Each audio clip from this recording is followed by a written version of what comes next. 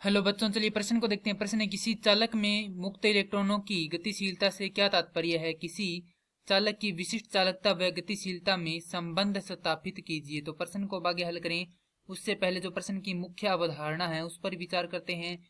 तो इस प्रश्न के लिए जो मुख्य अवधारणा है वह हो जाएगी विशिष्ट चालकता।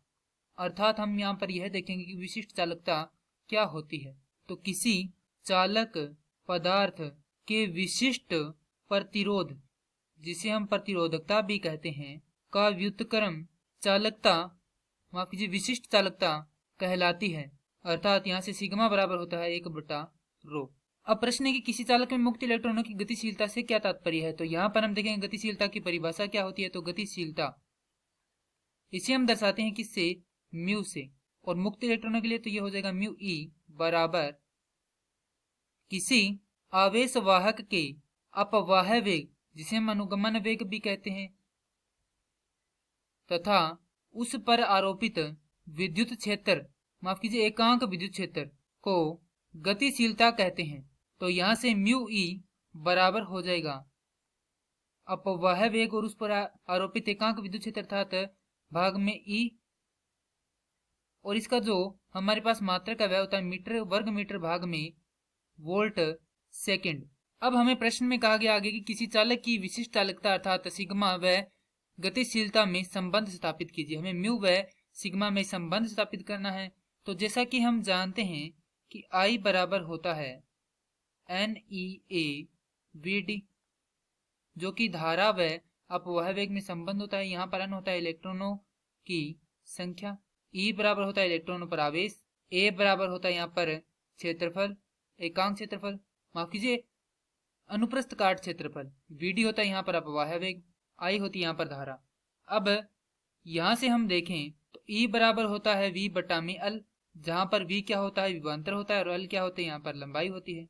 अब यदि हम यहाँ से Vd का मान निकालें और इस समीकरण में रख दें, साथ ही में E का मान भी रखते हैं, तो हमारे पास किसका मान आ जाएगा? म्यू E का मान आ जाएगा। तो यहाँ से हम रखेंगे म्यू E बराबर हो जाएगा, Vd का मान है I भाग में NeA, संपूर्ण के भाग में हमारे पास पहले से E, तो E का मान है V बटा में L। हल करेंगे तो हमारे पास म्यू E बराबर होगा I गुणा में L भाग में NeAV।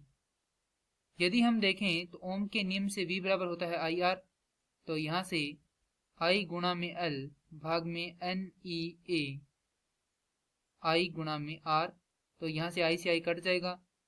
म्यू E बराबर L बटा में NeA R रह जाएगा। जैसा कि हम जानते हैं, पहले हम यहाँ पर लिख देते हैं कि हमने किससे लिखा है? ओम के नियम से। क्या लिखा है हमने? V बराबर लिखा है IR।